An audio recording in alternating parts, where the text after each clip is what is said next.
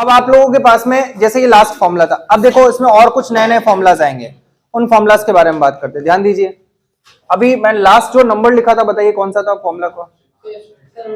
उसका इंटरसेक्शन का नहीं, नंबर 5th पॉइंट था ना, तो 6th पॉइंट देखिए, चेक करिए सब लोगों को, ध्यान दीजिए। अब आता है प्रोबेबिलिटी ऑफ ए डैश, ध्यान दो इधर, probability of A dash. Probability of A dash का मतलब जैसे मैं बोल रहा हूं कोई इवेंट है इवन नंबर का, है ना, अगर मैं बोल रहा हूं एक इवेंट है इवन नंबर का, तो इसका मतलब ए डैश है ऑड नंबर, इसको बोलते हैं कॉम्प्लीमेंट इवेंट। क्या बोलते हैं? कॉम्प्लीमेंट। तो इसका मतलब क्या है कि अगर मैं बोल रहा हूं ए डैश, ए अगर इवन नंबर है तो ए डैश कौन है? ऑड नंबर हो जाएगा। जैसे कि अगर आप इसको एग्जांपल की फॉर्म में समझेंगे तो जैसे सैंपल स्पेस आ गया 1 2 3 4 5 एंड 6, जैसे मैं इवन इवेंट ले रहा हूं 2 4 6, ध्यान दीजिए, तो इवन डैश को कैसे लिखा जाएगा? अब ये छोटी छोटी चीजें समझोगे तो समझ में आएगी। इवन डैश को कैसे लिखा जाएगा कि सैंपल स्पेस में से आपको इवन के सारे एलिमेंट हटा देने हैं, सैंपल स्पेस में से, समझ में आया? डैश मतलब समझ गए ना, वो नहीं होना चाहिए। जैसे मैं बोल रहा हूं, हाँ मतलब पूरा जैसे उसका जस्ट ऑपोजिट। ऐसे कि मैं अगर मैं बोल रहा हूं कि आप 1 4 6 का डैश बताइए, तो सैंपल स्पेस में से 1 4 6 को हटा दीजिए, तो जो बचेगा वो आंसर है। अब जैसे कि इवन डैश क्या, सैंपल स्पेस में से अगर उसको, अब ये कई जन माइनस करने लग जाते हैं, क्या करें, फोटो लगानी चाहिए ऐसे लोगों की, समझ में आई? ये वाले नहीं, माला वाली मेरे साथ प्रिंसिपल्स भी तो है एक्चुअल में सारे पीजीडीज है। हाँ ध्यान दीजिए, हाँ जी, तो मेन बात यह है कि सैंपल स्पेस में माइनस आपको नहीं करना है, आपको सिर्फ वैल्यूज बतानी। तो मुझे बताइए क्या होगा यहाँ? 1 3 5 होगा, होगा ही नहीं होगा? अंडरस्टूड? कोई प्रॉब्लम तो नहीं इसमें? अगर किसी को कोई प्रॉब्लम है तो बताइए, ठीक है? तो लेकिन मेन बात ये नहीं है, मेन बात है उसकी प्रोबेबिलिटी। तो प्रोबेबिलिटी होगा 1 माइनस ऑफ प्रोबेबिलिटी ऑफ ए। 1 मतलब क्या होता है? 1 का मतलब ये है सम ऑफ ऑल द प्रोबेबिलिटीज जो होता है वो 1 होता है, मैक्सिमम, जो मतलब इसको बोलते हैं इक्वल डिस्ट्रीब्यूशन ऑफ प्रोबेबिलिटी। जब आप इसको ऐड कर देते हैं तो 1। मैं आपको बोल रहा हूँ 12th का जो मैथ्स का सिलेबस है ना, वो 11th के कंपैरेटिवली बहुत आसान है। उसका रीजन ये है क्योंकि काफी सारी चीजें आप 11th में देख चुके होते हैं, आपको पता होता है यार रफली कि ऐसा होता है। लेकिन जब 12th में आते हैं ना, तो 12th में आपको मैक्सिमम चीजों में ना बहुत ही सिंप्लीफाइड फॉर्म में चीजें मिलती है। जैसे मैंने आपको बोला था कि 12th का जो सिलेबस है, 11th का सिलेबस डिफिकल्ट है और लेंदी भी, दोनों है। 12th का सिलेबस है ना लेंदी है, लेकिन है ना डिफिकल्ट नहीं है। मतलब एक होता है कि आपको टॉपिक कंप्लीट करने में 10 दिन लग रहे हैं, पर 10 दिन में आपको ऐसा नहीं लगेगा कि यार मुझे चीज समझ ही नहीं आ रही, मतलब बार बार मुझे एक एक क्वेश्चन को वापस से करना पड़ रहा है, ऐसा नहीं है। ऐसे चैप्टर्स उसमें बहुत ही कम है, हार्डली 1 या 2 होंगे। लेकिन बाकी चैप्टर्स अगर आप लोग देखेंगे तो काफी सारी चीजें सिमिलर है जो फिक्स सिनेरियो में चलती है। इस वजह से कई जने 12th में अच्छा परफॉर्म करते हैं 11th के कंपेरेटिवली। ऐसे हैं अपने बैचेस में भी काफी ऐसे स्टूडेंट्स हैं। अब आपको समझ में आया कॉम्प्लीमेंट इवेंट क्या होता है? 7, ध्यान दीजिए, नेक्स्ट कंडीशन। एक होता है प्रोबेबिलिटी ऑफ ए, सुनना अच्छे से, अब इसको बहुत सारे वर्ड्स में बोला जाता है तो ध्यान रखिएगा नहीं तो अटक जाओगे। ए बट नॉट बी। अब देखो इसमें क्या मतलब है, ए बट नॉट बी, इसका मतलब है कि ए को लेना है, बी को कंसिडर नहीं करना है। समझ में? ये 2 केसेस है। तो अब आप बोलोगे सर इसको लिखेंगे कैसे? इसको, ये तो वर्ड्स में लिखा हुआ है, तो लिखा है ए, अच्छा इसको ए बट नॉट बी को ए माइनस बी से भी लिखा जाता है।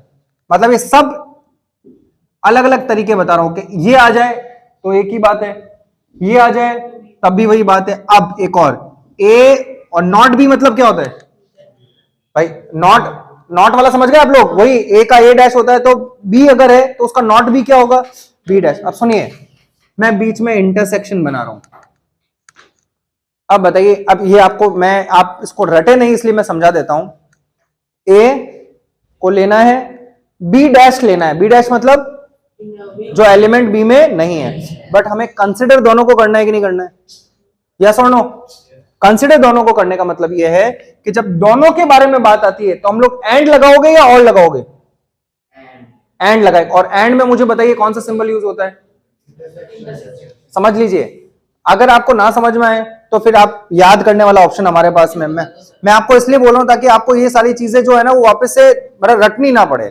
इसलिए आप समझिए कि अगर आपके सामने आ जाए A but not B, A but not B का मतलब है कि ए आएगा, बी डैश आएगा और बीच में इंटरसेक्शन आएगा। इंटरसेक्शन क्यों आएगा? क्योंकि कंसिडर क्या करना है, दोनों को लेना है। जैसे कि सिंपल सी बात है, करिए दोनों बच्चे मेरे पास में बैठे हैं और मैं बोलूं कि इसको कंसिडर करना है, समझ में आया?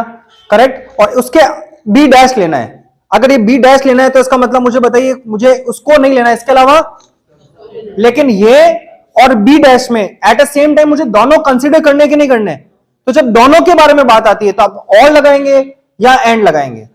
एंड। तो एंड लगाएंगे, इस वजह से क्या आ जाता है, इंटरसेक्शन। मैं अब जाऊंगा, अगर आप लोग इसकी डिटेलिंग में, मैंने क्या बोला, एक्सपेरिमेंट की जगह होती है एग्जाम से पहले। एग्जाम के दिन आप लोग सोचो कि यार इसको लेना है, इसको नहीं लेना है, और कंसिडर दोनों को करना है, तो एंड लगाऊंगा क्या और लगाऊंगा। तो ये सारी कहानी है ना, एग्जाम बैठे बैठे नहीं करी जाती है। एग्जाम से पहले आप लोग, एग्जाम में भी यार एक्सपेरिमेंट एग्जाम में नहीं किया जाता है। एक्सपेरिमेंट कहाँ किया जाते हैं, एग्जाम से पहले। एग्जाम के अंदर हम लोग फाइनल रिजल्ट के साथ में जाते हैं, जाते हैं कि नहीं जाते हैं? तो इस बात का ध्यान रखिए। अब इसका फॉर्मूला क्या है, फॉर्मूला याद रखने का तरीका बता देता हूं, नहीं तो फिर उलझ जाओगे। सबसे पहले जिसके ऊपर डैश नहीं है उसको लिख दीजिए, a माइनस बी डैश होगा। तो जैसे जिसके ऊपर डैश नहीं है उसको लिख लीजिए minus probability of a intersection b, ये इसका फॉर्मूला है। अब जैसे इसका जस्ट उल्टा, अब मैं, अगर आपको ये समझ में आया तो मैं इसका जस्ट उल्टा पूछता हूं। जैसे कि मान ला आ जाए probability of a dash intersection b, इसको क्या बोलेंगे बताइए? b but not a। सही है। अच्छा मुझे बता, आगे पीछे लिखने से कोई फर्क पड़ेगा क्या? ऐसा b और a डैश ऐसा लिखूं, चाहे a डैश b लिखूं, जैसे मुझे बताइए a इंटरसेक्शन b, मतलब a और b में कॉमन लेना है।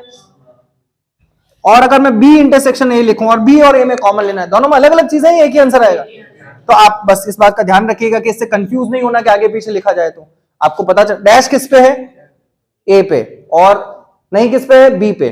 तो मुझे बताइए इसका फॉर्मूला कैसे लिखोगे? अगर वो पता है तो ये भी बता दोगे। जिसके ऊपर डैश नहीं है उसको लिखा जाता है, तो प्रोबेबिलिटी ऑफ b और माइनस प्रोबेबिलिटी ऑफ, अब बताओ b इंटरसेक्शन a लिखोगे या a इंटरसेक्शन b लिखोगे, या आप बोलोगे सब कुछ? और नरेंद्र मोदी की रैलियों के अंदर आता है ना, महंगाई कम हुई कि नहीं हुई, तो पीछे वाले चलाते नहीं हुई, हुई। तो तुम्हारी हालत ऐसी है, नारा लगाने के लिए आते हो क्लास के अंदर। ध्यान दीजिए, समझ में आया? तो मैं जानबूझ के यहाँ पे इंटरसेक्शन बी लिख रहा हूं ताकि आपको समझ में आए कि हम लोगों ने कौन सा फॉर्मूला यूज किया। तो अभी तक ध्यान दीजिए, हम लोगों ने प्रोबेबिलिटी का एक formula favourable condition divided by total number of outcomes लिखा, ए यूनियन बी का लिखा, P A plus P B minus P intersection B. उसमें एक केस पड़ा, कौन सा वाला, म्यूचुअली एक्सक्लूसिव हो, याद रखिए टर्म्स को, तो A P A plus P B होगा। उसके बाद में हम लोगों ने फॉर्मूला पढ़ा P बट नॉट ए वाला, या A बट नॉट B वाला, या B बट नॉट A वाला। कितने फॉर्मूला हो गए? 7। 8th formula.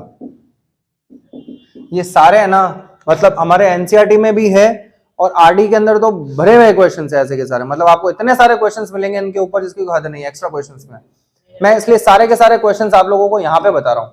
उसका रीजन है कि जब आप एक्स्ट्रा क्वेश्चन की शीट हम लोग जब करेंगे तब आपको पता चलेगा कि यार इसका मतलब क्या था, ये क्या क्या चीजें बताई गई थी। एमसीक्यू क्वेश्चंस में बहुत हेल्प करेगा ये। तो अब क्या होगा, प्रोबेबिलिटी ऑफ, देखिए नाइदर ए नॉर बी, ना ए लेना है ना बी लेना है, समझ में आया ना? नाइदर ए नॉर बी यही होता है ना, एक होता है आइदर ए और बी, मतलब दोनों में से कोई एक, या ए या B. Neither A nor B मतलब, आप सुनिए अच्छे से, अब यहां पे आपको एक थ्योरम पढ़ने को मिलेगा।